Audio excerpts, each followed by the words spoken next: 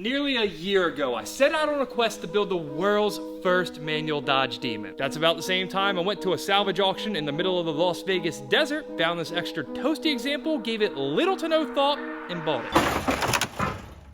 And now that I'm thinking about it, we probably could have bought one that wasn't burned to the ground. That would have been smart. It would have been. But hey, it was 80 grand cheaper than a clean Demon, and beggars can't be choosers. So that's when I did what I do best. Turn one ill-advised purchase into 12. We built the Demon engine to handle all the power we could ever want. We bought a 2016 Hellcat as a donor car to snatch this 6-speed manual transmission. We've bought boxes, we've bought briefcases, we've bought literal truckloads of parts, and now there's only one thing standing in our way.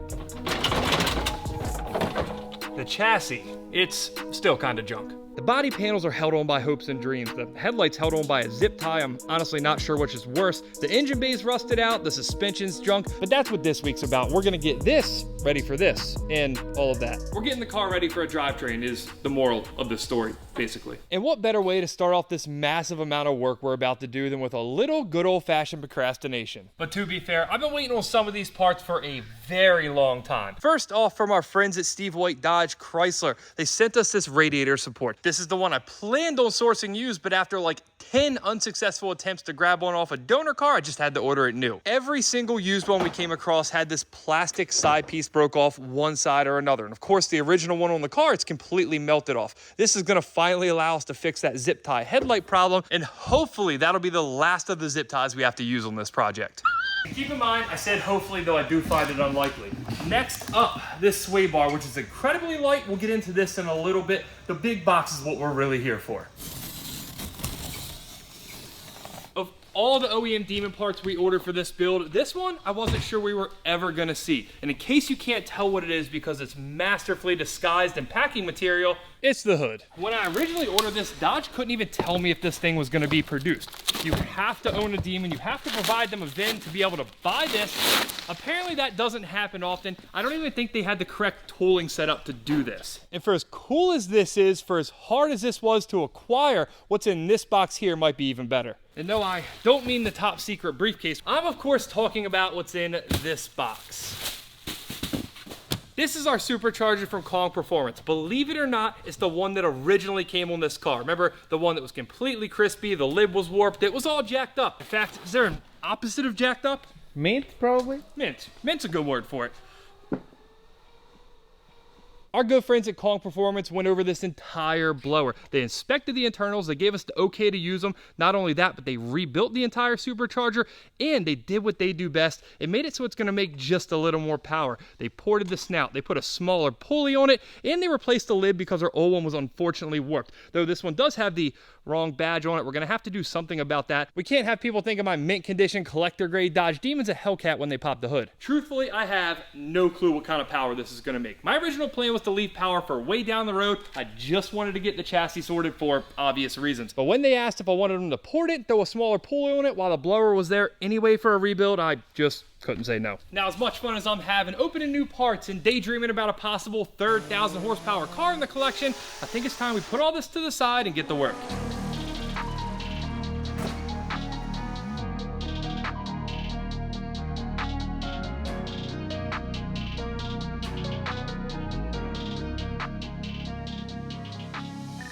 I think you got it the wrong way. It's supposed to fix it and take it apart again. Now, this isn't your usual 1 step forward, 2 steps back. This is more like 1 step back, 10 steps forward.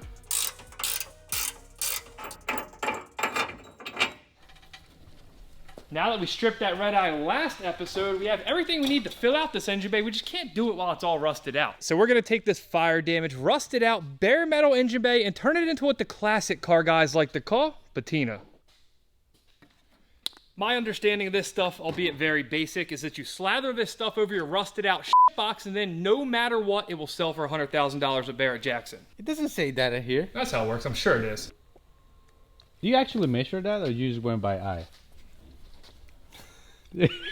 Look, any patina pro is gonna tell you it's an imperfect science, all right? That seems a little heavy.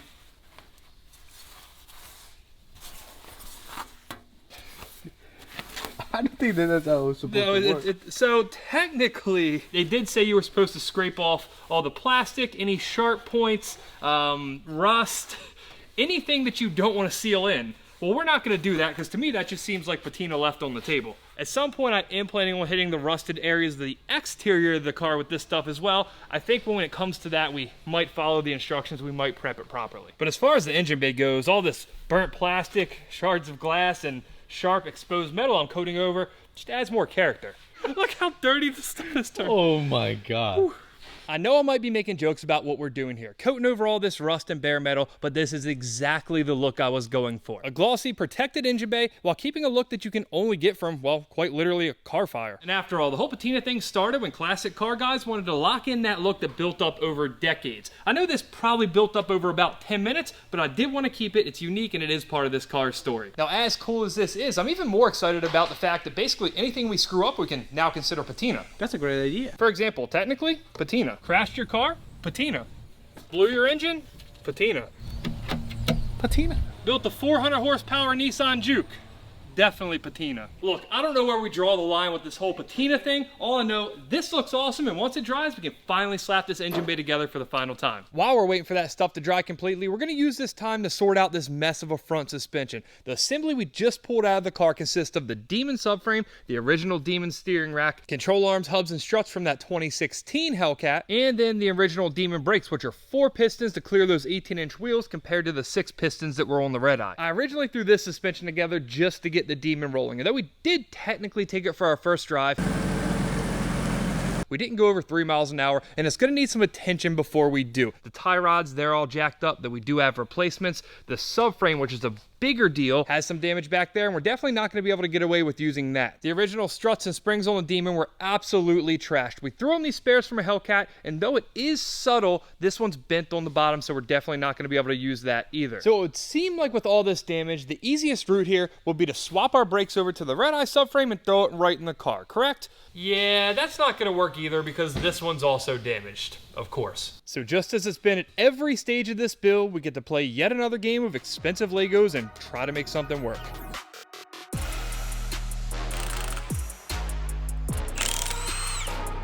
One of the main concerns I had with this Red Eye suspension was the amount of rust on the uprights. This car was from down south, it came from Atlanta. This is absolutely not normal of a 2020 car with 40,000 miles. Until now, I wasn't sure if it was a brake issue or a suspension issue, say a failed wheel bearing, or maybe something bent and grinding. Now that we have our caliper off, I think we have our answer. Somebody at some point ran brake pads so ridiculously low in this thing, it's not even funny. The rotors are trashed and all rusty, and it threw rust all the way up the upright. The wheel bearings on both sides are solid, and as far as I can tell visually, there's nothing bent except this tie rod. And not only that, on the driver's side over here, I was able to get rid of most of that rust with a little bit of degreaser and a Scotch-Brite pad. Are we gonna be able to get this looking like new? Absolutely not, but my hope is we can get it clean enough to use on a car that looks like that. Believe it or not, it's cleaning up a lot better than I thought it was gonna. We'll let it soak some more and we'll hit it with a pressure washer before we put it in the car. But in the meantime, we have to address this. And unfortunately, we're not gonna be able to Scotch-Brite and degreaser our way out of this one.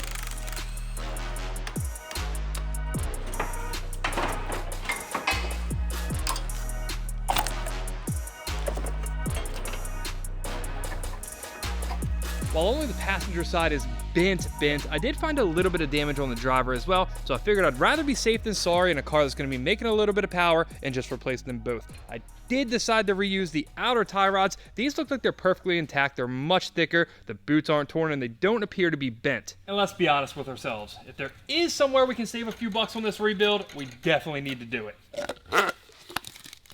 Hit it with the old eyeball alignment. Yeah, it looks right.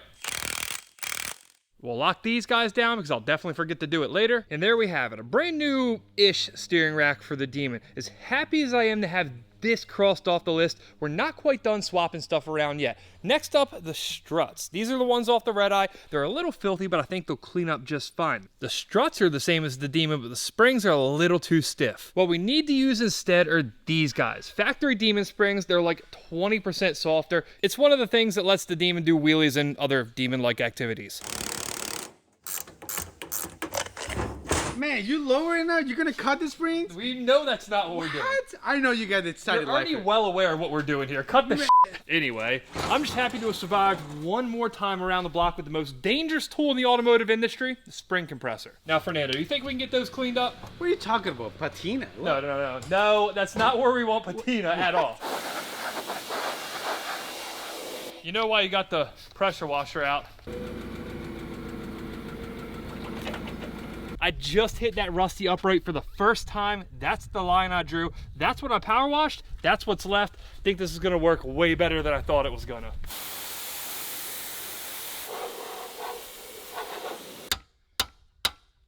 It's just a really strong pressure washer that's definitely not wreck damage. Now that we got our subframe looking fresh and clean, the only things we have left to do is slap the Demon springs onto the red-eye shocks, bust down the Demon subframe so we can sell everything we don't need, load our subframe up onto our high-tech subframe installation table, and throw it in the car. And no, I didn't forget that fancy sway bar that I was bragging about in the intro. I just forgot to order the correct bushings. This is the red-eye bar. Not only is it thicker, it's solid. This one's thinner and hollow. Yeah, you can definitely feel the difference. Is that a new workout? I think, yeah. From my understanding, the point of this, just like those springs, was to soften up the front end. To me, it's really cool to see some of the drag racing inspired changes that Dodge implemented in the Demon versus the Hellcat or the Red Eye. That is more than enough talking though. Let's go ahead and implement something of our own.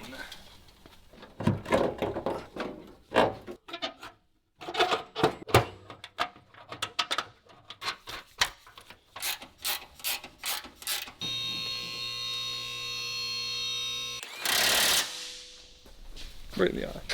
As you just saw, I nearly cost myself an eye because I came into work today and thought I was too cool to wear my safety squints. Statistics show that wearing your safety squints, even 50% of the time, can prevent 100% of eye injuries.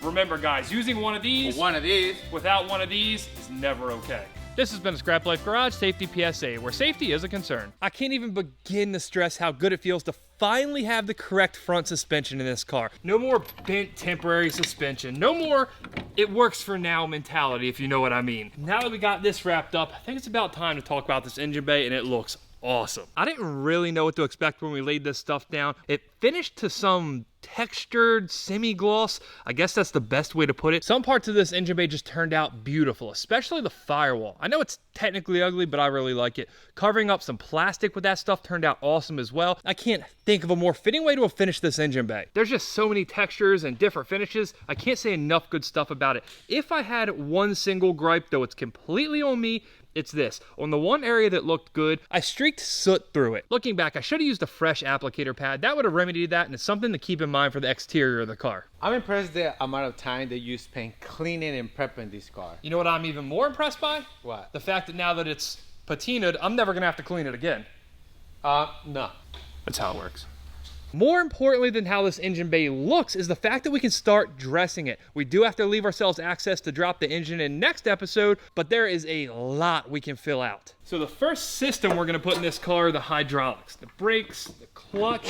We can get the ABS unit in, all those lines. It's a big mess we can get off the floor and in the car. Unlike most manual cars, the only visible master cylinder in this engine bay is the brake. All the clutch hydraulics are under the dashboard. We simply poke this line through that little hole way down there. To do that, I'm gonna have to get very uncomfortable. So Fernando, this is on you. You're the voice of this channel for the next 30 seconds. Can you push that grommet through? Oh, there we go. Hold on, you got my glove. Listen closely. You're going to have to take my word that this is installed. You're going to hear the click. There it is. We're installed. Please believe me.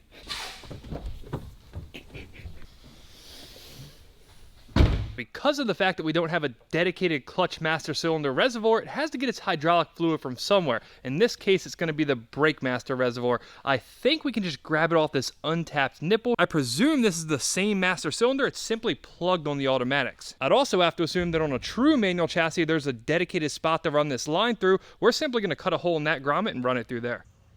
Now that we have fluid going to the cylinder, we can hook up our actual clutch line that will eventually run through the transmission.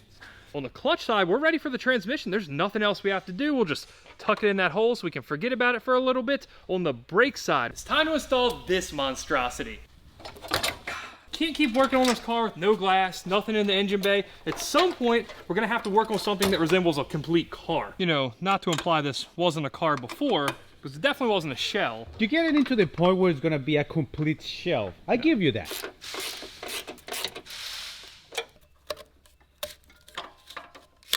Now that the good old days of stepping in the engine bay without having to go under are done, suppose we can just throw in this front bar too. Just a nice little observation here. I love the fact that these bolts still have soot on them from the fire. Patina. We got our ABS pump in, we have our front brake lines ran, that's all fine and dandy, but now we have to run lines to the rear. And those lines, they are lines. Lines. Those lines run all the way to the back of the car and above the rear subframe, so unfortunately we're gonna have to drop it down. Luckily we have our proprietary rear differential cradle lowering table, so it should make it really easy.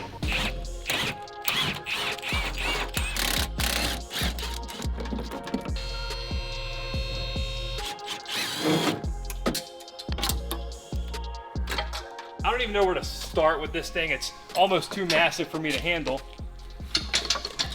Like I said. I guess we should hang the front so we're not hanging it just by rear brake lines. Of course, every stud on the bottom of this car that this clips into is bent, because why wouldn't it be? Now that we got the front hung, I can handle this tiny little thing on the back, no problem.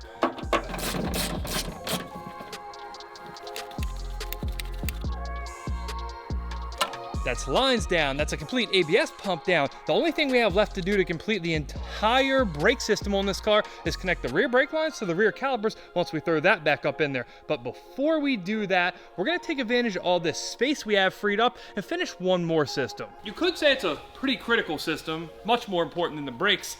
And if you can't tell by what I'm currently holding, next up's fuel. This tank's the original one out of the Demon, and this fuel tank is, well, pretty self-explanatory. I originally saved the Demon tank because I wasn't sure if this was damaged or not. I wasn't sure if it was something that happened during the manufacturing process, and it was completely normal. Even though this car burned to the ground, it didn't take a lot of heat back there, so I figured it was at least plausible that this tank was gonna be okay. Well, as it turns out, the red eye tank, it doesn't have any of that. So I guess even though it didn't see actual flames, this is where heat got through the sheet metal and just melted it. Clearly, I knew it was a possibility that we may end up having to throw this tank away because of that. I was confident, however, that the Demon dual fuel pump was gonna be a-okay, so either way, I wanted to hold on to that so we could toss it in a Hellcat tank if that's what we ultimately went with. But as it turns out, we didn't get a Hellcat tank. We got a Hellcat red eye tank, which has the same dual fuel pump as the Demon, which means we can snatch the Demon fuel pump out, sell it, and recoup ourselves $500 or $600. Now, due to the fact that we're too lazy to disconnect this e-brake cable and we need Fernando's talents on the camera,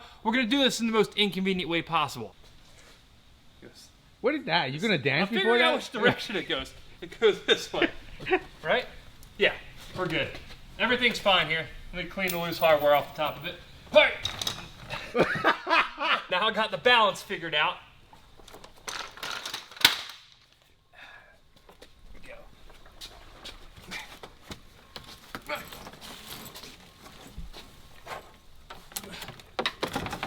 Oh yeah, just like I planned it. Uno, dos. Maybe you can see it, maybe not.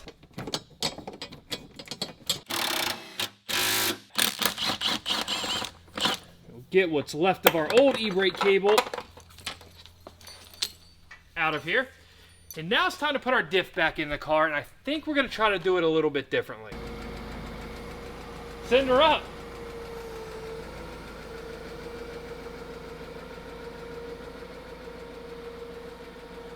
Should probably get that out of there. Somewhat shockingly, this is almost perfectly aligned. I think we're on to something here. Easiest rear subframe install ever. Probably shouldn't have said that before we got it done, but it is what it is at this point. Oh, look at that spring right in the hole. Hold on, this is cool, right? That's no problem? Yeah, should be good. Should probably hurry up and get these bolts in.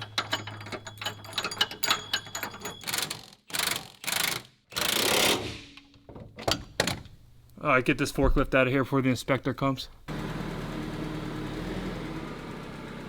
Now we do technically have to take these wheels off, so one could say this was for nothing, but I'm happy we did it regardless, just so we know we can do it. Make sense? No. We'll give our ancient 2016 Hellcat shocks a bit of a cleaning. We'll let it soak for just a minute while we stick our brake line on. Now that we got this wheel well clean enough, we can stick our fuel filler neck in. Wait, what about this? Something tells me that would be a waste to remove. That completes our fuel system. We could fill this cart with gas right now, but it's probably a complete waste. I mean, we are going to be starting it in a couple weeks, so technically it wouldn't be a waste. We could go grab some 85 and throw it, What is that? Don't worry about that. We fixed the major damage. We don't need to worry about small stuff like being able to get into our trunk from the bottom. While we might be ignoring a couple things back here, like holes in the floor, there are quite a few small things that we simply can't ignore. But if my calculations are correct, once we wrap all those up, the rear of this car is going to be done for good.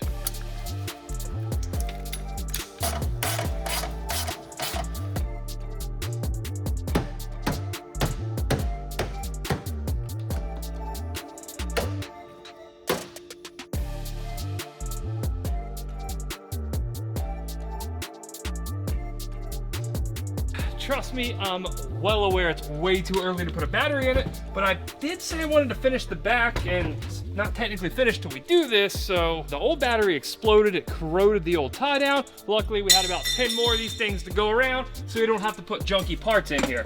Now we're just a little more official.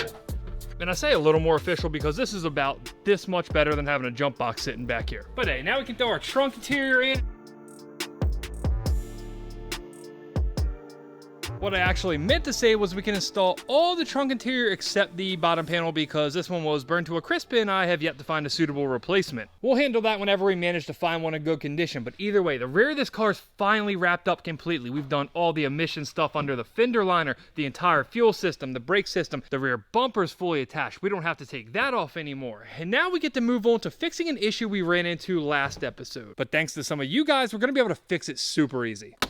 Before we powered this car up for the first time last episode, I mentioned that my goal was to hear music play. Well, unfortunately, once we got to the point where we could power the radio up for the first time, we realized that it was locked. But unbeknownst to me, with one of these codes on the back, you can type it into a certain website and it'll give you the unlock code. I assumed I was going to have to go to the dealer, but it turns out a viewer of the channel has access to one of these sites and offered to get the whole code deal sorted out for us. 7158.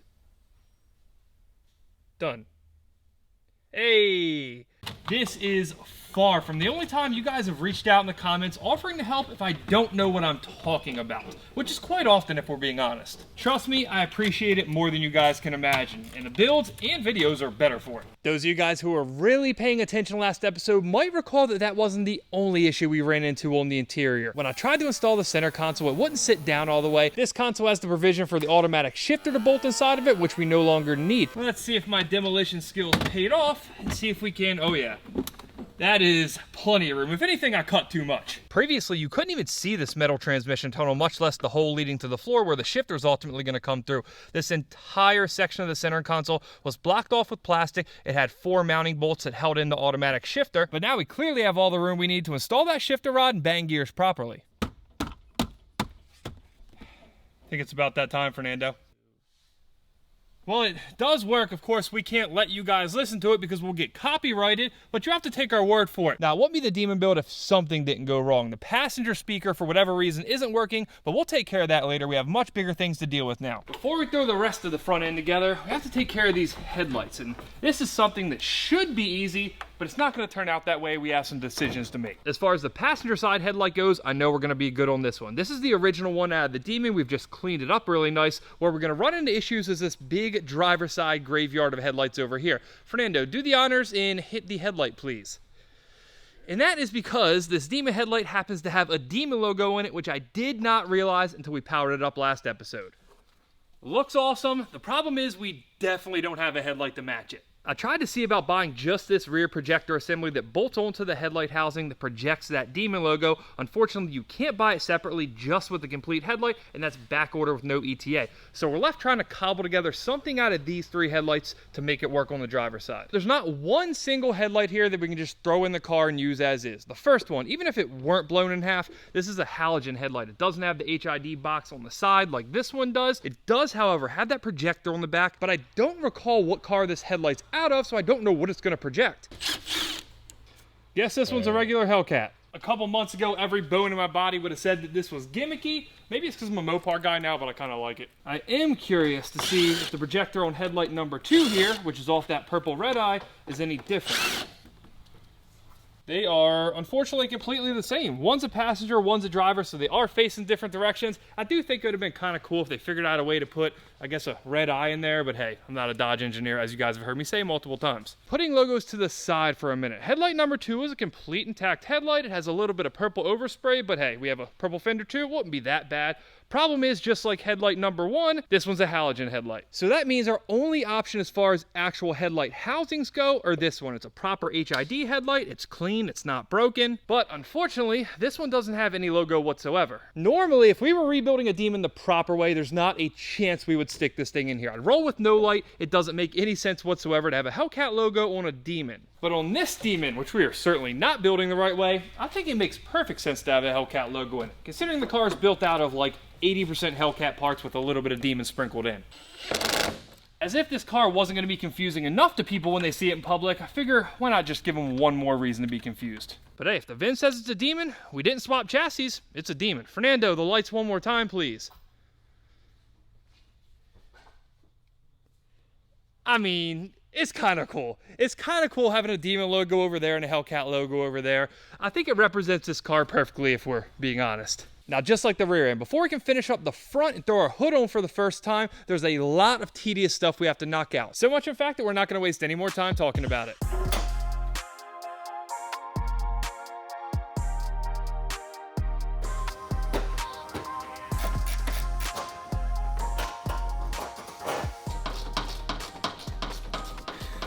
Taking a bit longer than I thought it was gonna. Yeah, there we go.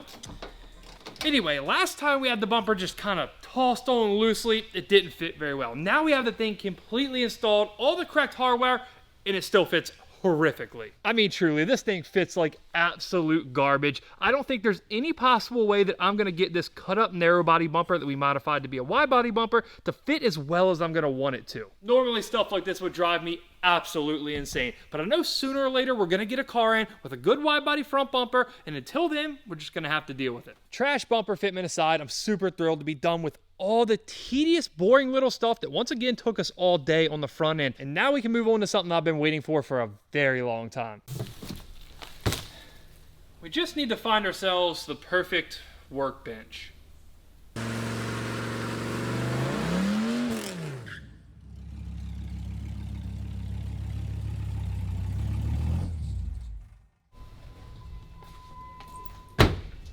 I don't think there's a better workbench I could have bought for just over $10,000.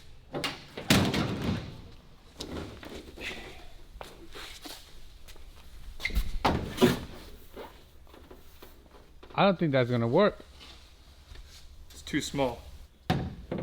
Oh yeah, good thing it had the next level. This might be the funniest set of instructions I've ever seen.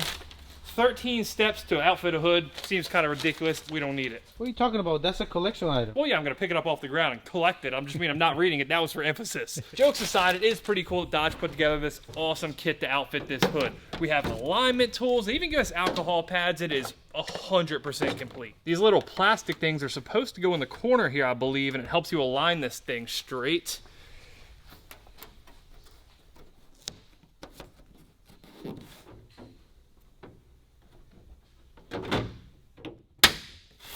Next, there's 8 clips that go in the bottom of it. If I can find the hole. Yes, I found it. These clips are not easy to get, and I have a feeling that once we have these all in, they are not coming out.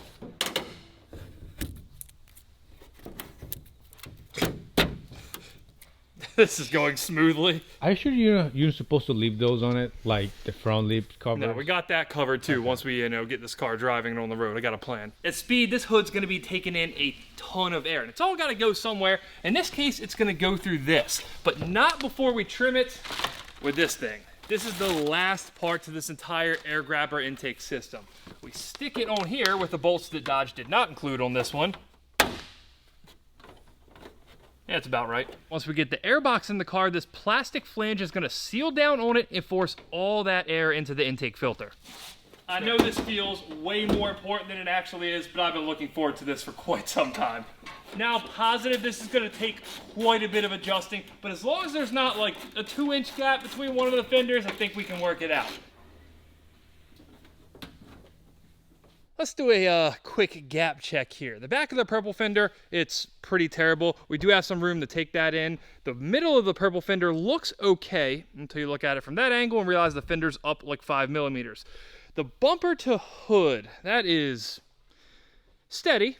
It's not bad, but I can fit an entire finger in there. The red fender, which of course is the original fender, is probably the better one. Judging by the hood to the fender alignment, as well as the hood to bumper alignment, I think we need to bring the whole thing that way and then play with the fenders quite a bit. We pulled the hood in every possible direction. We added a hood latch, which does typically help when you're trying to install a hood correctly. We even grabbed a pair of these spinny rubber things off a CTSV and threw them on to see if that helped. Ultimately, we were able to get the fenders locked down with relatively decent door gaps, and now we just needed to find a way to tighten the hood down without having to open it. And yep, this is the best we could come up with. But hey, it worked. And the end result is slightly better. It's not horrific. Okay, I know the front's not great. The sides actually turned out really well. The gaps are slightly tighter on the front compared to the rear, but it's like that across both sides, where we're still running into some troubles, the hood to bumper gap. I didn't realize until we played with this hood for far too long, but I think it's actually the bumper. It seems to be sagging a good bit in the front, and if you lift this here in the center, it's even all the way across. There is also a rubber weather strip that goes in here that's gonna take up some more room. I just don't know how to fix that sag. I don't know, maybe we'll try to support it and let it sit out in the sun, hit it with some type of heat. I'm not sure, but I'm pretty confident that it's the bumper and not the hood at this point. Hey, at the very least, we're a step up from this. And now that we have the hood at least somewhat sorted, if you want to call it that, I suppose some of you may have some questions about this. Now, I know my whole workbench story was quite convincing. You guys had no concern. You guys had no concerns with that whatsoever. But believe it or not, this isn't a workbench. It's actually my first project truck. If you're watching this video, you're a Dodge fan, I presume, so you already know what this is. V10 Viper engine in a truck. Fernando and I went to pick this thing up last night, and as you might imagine, like every single other thing I buy, it's a complete piece of shit. As soon as I brought it home, bad ideas started running through my head. I think we're gonna go ahead and pull the Viper engine out of this thing. What is this? It's gonna be patina too? We've really worn that out. We might have to do something about that. While I have already started ordering parts for the SRT10, that's definitely a story for later down the road. Getting back on track, I gotta be honest with you guys, I'm a little bit torn on this past couple weeks of progress. Don't get me wrong guys, it's been a very productive couple weeks, but it's also been, what's the word I'm looking for? Boring. While this definitely wasn't as fun as, say, cutting a roof off this car, or hacking on a new quarter panel, or seeing it power up for the first time, I can't help but be excited now that it's done because we're 110% ready to throw the engine in. Which is exactly what we're gonna get started working on like 30 minutes from now. But not before just one more giveaway that, once again, I forgot about until the end of the video. Obviously, we're running out of damaged, burnt up, destroyed junk to pull off the Demon, so I ran these things by Fernando. He assured me it was cool. I was kind of on the fence. This is the instruction kit for the rear seat delete, and of course this is the instruction kit for the hood vent we just put on. Now to win one of these fine pieces of automotive memorabilia valued at literally multiple dollars a piece, all you gotta do is go in the comments, tell me what you want me to do with the Viper truck. I already know what I'm doing with it, so I don't know if I actually use any of these ideas, but if something comes along cooler than what I plan on doing with it, who knows? Guys, thank you so much for sticking it out through episode number 7.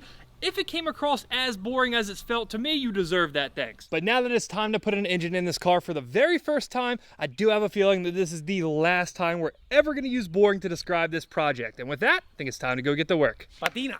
Strong. I mean, you got to I can barely do one. I love summer as much as the next car guy, but god damn it is it hot in here. This sucks. That's a strong. It is true. Why don't you go open the door? Cut, 1 second. Go be back in 1 second, Cut. I gotta see you landing on the floor like all hot. That's what they're talking about. That's why you're supposed to measure it right, you know? Yeah, this has nothing to do with measurement. But of course, that way you don't pass out. And everything to do with the fact that all of our fans are off, so we give you guys great audio.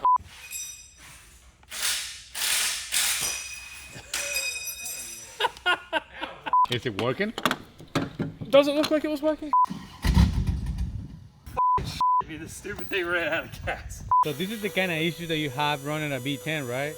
Yeah, that's the issue here. It's the V10. It's not the fact that I tried to do a burnout backwards into the shop or some dumb fucking joke about, oh, we should get the perfect tool bench, workbench, whatever, I don't know. Yeah, we ran it out of gas. It handled one burnout for 5 seconds. Tried to do it again, it's out. The hidden cost of a 5-second joke on YouTube.